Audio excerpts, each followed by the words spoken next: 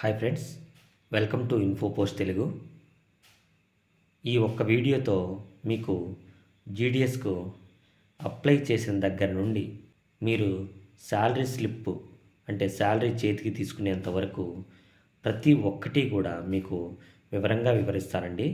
ఈ వీడియో కొద్దిగా లెంగ్త్ అయినప్పటికీ ప్రతి ఒక్కరూ కూడా స్టార్టింగ్ నుంచి ఎండింగ్ వరకు ఖచ్చితంగా చూడండి. నేను ఏ వీడియోకు మీరు ప్రతిదీ చూడమని నేను ఎప్పుడూ చెప్పలేదు, కానీ ఈ వీడియో మాత్రం లైన్ టు లైన్ ప్రతి ఒక్కటి కూడా మీకు చాలా చాలా ఇంపార్టెంట్. ఎందుకంటే మీకు ఈ ఒక్క వీడియోతోనే ఇంకా ఏ వీడియో చూడకుండా ఈ ఒక్క వీడియోతోనే మీకు క్లారిటీ వచ్చేస్తుంది. ఎక్కడ ఏమి తీసుకొని పోవాలి, ఎక్కడ ఏ విధంగా కనుక్కోవాలి అనేది ప్రతి ఒక్కటి కూడా మీకు పిన్ టు పిన్ నీట్గా వివరించానండి.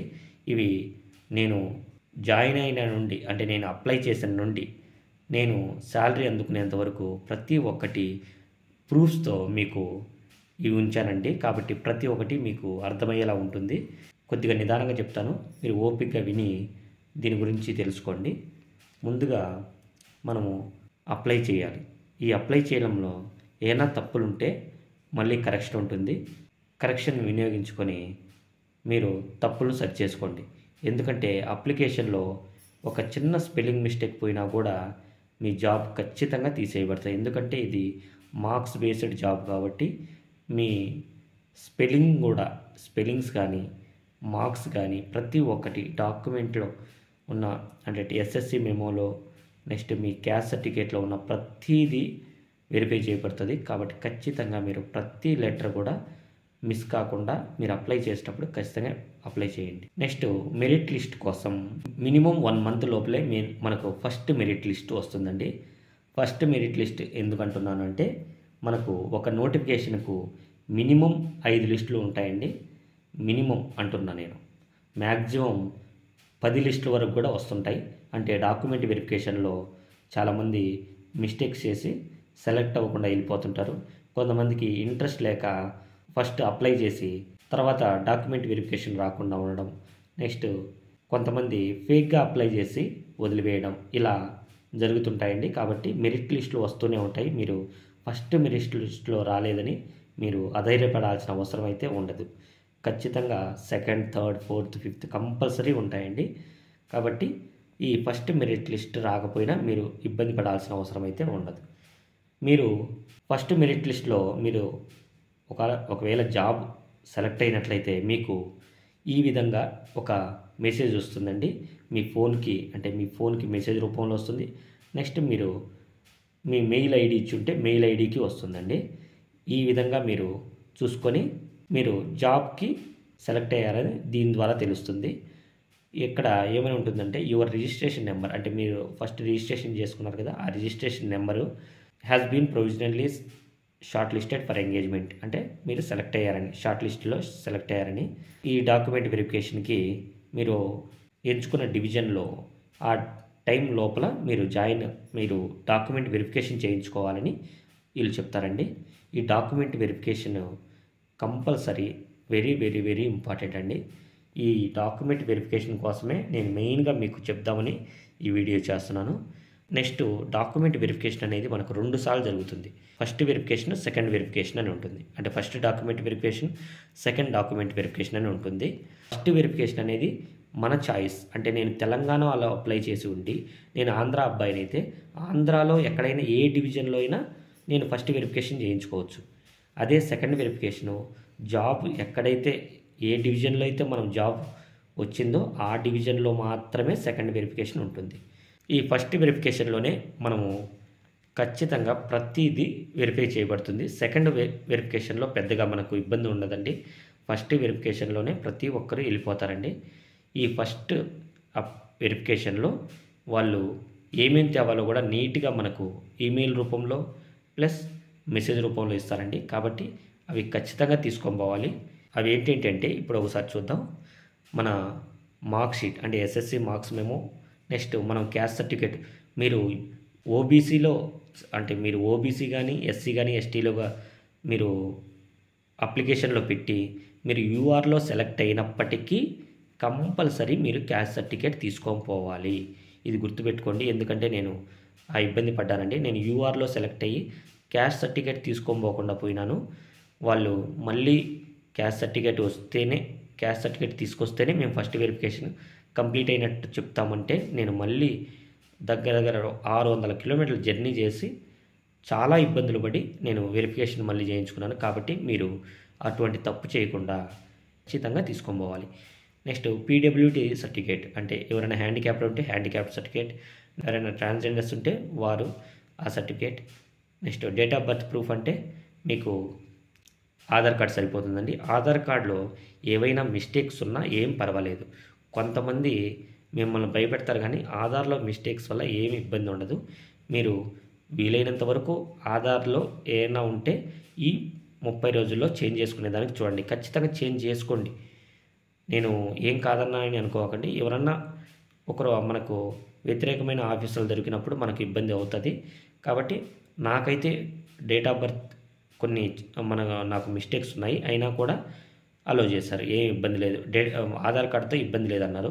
ఎందుకంటే నేను అప్లికేషన్లో ప్రూఫ్ కింద ఆధార్ పెట్టలేదు కాబట్టి నన్ను ఆధార్ అడగలేదు.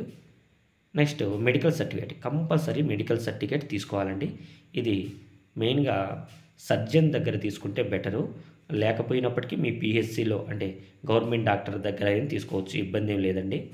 ఈ డాక్యుమెంట్స్ అన్నీ మీరు పక్కాగా ఒక 10 రోజుల ముందే రెడీ చేసి పెట్టుకొని, అంటే మీరు సెలెక్ట్ అయిన 10 రోజులకే ఈ మొత్తము రెడీ చేసి పెట్టుకొని వాళ్ళు చెప్పిన డేట్ కల్లా మీరు అక్కడికి వెళ్ళి తీసుకొని పోయి అక్కడ వెరిఫికేషన్ చేయించుకునేదానికి సిద్ధంగా ఉండండి. ఎందుకంటే ఈ జాబ్ అనేది మెయిన్ మన డాక్యుమెంట్ వెరిఫికేషన్ మీదనే ఆధారపడి ఉంటుంది.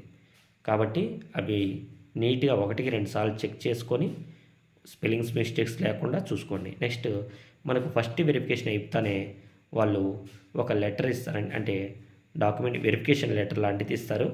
అది ఎలా ఉంటుందంటే ఇలా ఉంటుంది. కమ్యూనిటీ సర్టిఫికేట్ అంటే మన క్యాస్ట్ సర్టిఫికేట్ టాలీ అయింది, యాక్సెప్టెడ్ అని ఇచ్చున్నారు. అలా యాక్సెప్టెడ్ అని రావాలి. ఎవరైనా రిజెక్ట్ చేస్తే రిజెక్టెడ్ అని పడతారు. మనకు జాబ్ రాకుండా పోవడానికి అదే కారణమవుతుంది. అంటే ఏమైనా తప్పులు ఉంటే రిజెక్టెడ్ అని కొడతారండి. అప్పుడు మనకు జాబ్ అనేది అక్కడితో క్లోజ్ అయిపోతుంది. కాబట్టి మీరు ఎటువంటి స్పెల్లింగ్ మిస్టేక్స్ లేకుండా చేసుకోండి. Next medical certificate tallied, accepted. SSC certificate tallied, accepted. అంటే నేను ఏ మిస్టేక్స్ లేకుండా నేను చేయించుకున్నాను కాబట్టి నాకు అన్నీ యాక్సెప్టెడ్ కొట్టారండి. ఆ విధంగా ఫస్ట్ వెరిఫికేషన్ మీకు విజయవంతంగా ముగిస్తుంది. ఫస్ట్ వెరిఫికేషన్ అయిపోతే 70% మనకు జాబ్ కన్ఫర్మ్ అయినట్టు. ఓకేనా. నెక్స్ట్ 20 to 30 డేస్లో మీకు మళ్ళీ మీ మొబైల్కు నెక్స్ట్ మీ మెయిల్కు ఈ విధంగా మెసేజ్ వస్తుందండి. నాకైతే 24 డేస్కి వచ్చింది. 20 to 30 డేస్లో కంపల్సరీ వస్తుంది. మీరు అప్పుడప్పుడు చెక్ చేసుకుంటూ ఉండండి. దీనిలో ఏం చెప్తున్నారంటే మనకు ఒక టైం ఇస్తారండి. ఆ టైం లోపల మనము డాక్యుమెంట్స్ అనేది వెరిఫికేషన్ చేయించుకోవాలి. వెరిఫికేషన్కి వెళ్ళినప్పుడు అక్కడ మనకు కొన్ని ఫామ్స్ ఇస్తారండి. ఈ ఫామ్స్నే అటెస్టేషన్ ఫామ్స్ అంటారండి. ఈ అటెస్టేషన్ ఫామ్స్లో మెయిన్గా medical certificate, character certificate, identity certificate, ఇవే కాకుండా ఇంకా కొన్ని ఫామ్స్ ఉంటాయి. అవి మాన్యువల్గా మనము ఫిల్ చేయొచ్చు. కానీ ఈ 3 సర్టిఫికేట్ల మీద గెజిటెడ్ ఆఫీసర్ చేత మనం సైన్ చేయించుకొని రావాల్సి ఉంటుంది. ఇవి అన్నీ 2 ఉంటాయి. మెడికల్ సర్టిఫికేట్లు 2, క్యారెక్టర్ సర్టిఫికేట్లు 2, ఐడెంటిటీ సర్టిఫికేట్లు 2. అంటే వీటి మీద గెజిటెడ్ ఆఫీసర్ చేత సైన్ చేయించాల్సిన అవసరం ఉంటుంది. ఇది ఐడెంటిటీ సర్టిఫికేట్ మీద ఎంఆర్ఓ, ఎంపీడీఓ వారు చేస్తారు, కానీ క్యారెక్టర్ సర్టిఫికేట్ మీద చాలామంది మనకి ఇబ్బంది చేస్తారండి. నాకు కూడా చాలా ఇబ్బంది అయింది. అలాగే మీకు క్యారెక్టర్ సర్టిఫికేట్ చేయించుకోవడానికి మీరు గవర్నమెంట్ స్కూల్లో చదువుకున్నట్లయితే ఆ స్కూల్ హెడ్ మాస్టర్ గారు పెడతారండి, ఇబ్బంది ఉండదు. మీరు ప్రైవేట్ స్కూల్లో చదువుకున్నట్లయితే మీకు కొద్దిగా ఇబ్బంది తలెత్తుంది. కాబట్టి ఇప్పుడే మీరు ఎవరైనా మీకు తెలుసుంటే వాళ్ళతో సంప్రదించి ఆ క్యారెక్టర్ సర్టిఫికేట్ మీద సైన్ చేసుకునే విధంగా, అంటే ఎంపీడీఓ, ఎంఆర్ఓ చేయొచ్చు. ఎవరైనా గెజిటెడ్ ఆఫీసర్ చేత క్యారెక్టర్ సర్టిఫికేట్ మీద మనము సైన్ చేయించుకోవడానికి వాళ్ళను ముందుగా ఒప్పించుకుంటే మనకు చాలా హెల్ప్గా ఉంటుంది. కాబట్టి దయచేసి మెడికల్ సర్టిఫికేట్లు 2, క్యారెక్టర్ సర్టిఫికేట్లు 2, మనకు ఐడెంటిటీ సర్టిఫికేట్లు 2, ఇవి మెయిన్గా మనం ఆ అటెస్టేషన్ ఫామ్స్లో ఉంటాయండి. వీటి మీద సైన్ చేయించుకోవాల్సిన టాస్క్ అనేది ఖచ్చితంగా ఉంటుంది.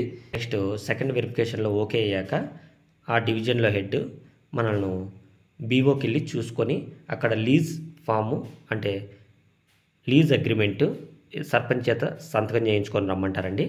మనము వెంటనే వెళ్ళి బీఓని చెక్ చేయించుకొని అంటే బీఓ ఎక్కడుంది, ఆ ప్లేస్ మనకు అనుగుణంగా ఉందా, దానికి సంబంధించి మనం రెంట్ పే చేసే ఫామ్ లీజ్ అగ్రిమెంట్ అంటారండి.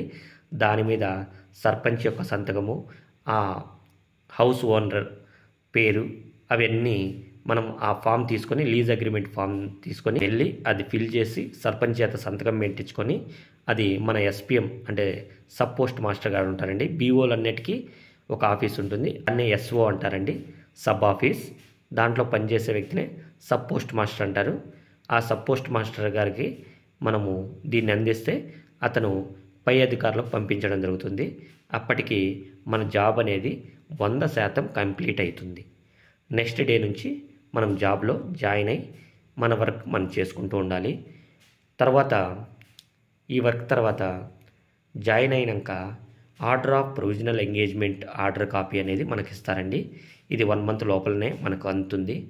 నెక్స్ట్ 6 మంత్స్ లోపల మనకు ఆర్డర్ ఆఫ్ ఎంగేజ్మెంట్ అంటే 1 ఇయర్ లోపల కూడా వస్తుందండి.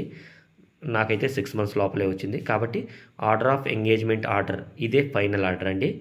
Order of engagement order copy అనేది మనకు పంపిస్తారు. ఇది మనకు పర్మనెంట్ ఆర్డర్. ఇది వచ్చినాక ఇంకా మనము ట్రాన్స్ఫర్ కానీ వాటికి ఫర్దర్గా ఎక్కడైనా 1 ఇయర్ తర్వాత మనము ఎక్కడికైనా ట్రాన్స్ఫర్ చేయించుకోవచ్చు. ట్రాన్స్ఫర్కి సంబంధించి ఇంకా కొన్ని రూల్స్ ఉన్నాయి, అవి తర్వాత నేను వీడియో చేసి చెప్తాను. ఈ ప్రొవిజనల్ ఎంగేజ్మెంట్ ఆర్డర్స్ ఇలా ఉంటాయండి. ఇది ఫస్ట్ మనకు ప్రొవిజనల్ ఎంగేజ్మెంట్ కాపీ ఫస్ట్ ఉండేది. నెక్స్ట్ ఇది ఆర్డర్ ఆఫ్ ఎంగేజ్మెంట్, ఇది పర్మనెంట్ కాపీ అండి. ఇది వచ్చేంత వరకు ఇది ఉంచుకోవాలి. దీన్ని మనకి ఇది రాకపోతే దీన్ని సబ్మిట్ చేయాల్సి ఉంటుంది ఎక్కడైనా మనం అడిగిన దగ్గర. కాబట్టి ఈ 2 కాపీస్ మీ దగ్గర ఉంచుకోండి.